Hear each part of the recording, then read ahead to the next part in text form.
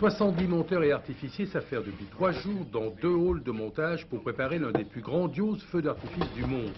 Vendredi et samedi, on va peindre le ciel du parc du château des Condés. Les moyens mis en œuvre cette année sont gigantesques. 22 groupes électrogènes, une sono de 50 000 watts, 400 projecteurs, 3 km de barrières de sécurité, 30 km de câbles tirés sur l'ensemble du site, 4 régies, une pour les jets d'eau, une pour le son, une pour la lumière et une régie artifice.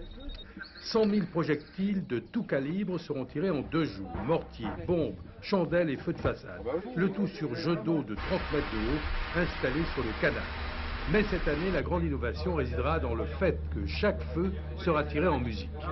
Nous avons donc composé 4 bandes musicales pour les 4 feux internationaux, 4 bandes musicales qui ont été faites en fonction du pays participant. Je prends un exemple en ce qui concerne l'Australie, qui n'est pas connue pour ses compositeurs classiques. Nous avons joué la carte d'une bande musicale concernant le cinéma. Nous avons donc été chercher dans le cinéma australien.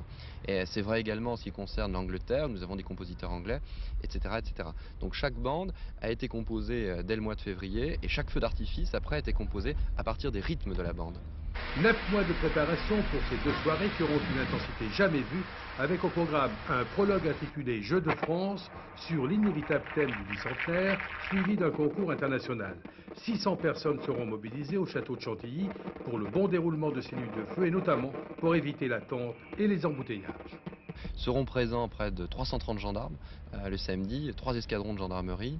Nous avons un plan de circulation très important et finalement chaque automobiliste, en fonction de l'origine de sa venue, en fonction de la ville dont il vient, sera automatiquement dirigé vers un parking.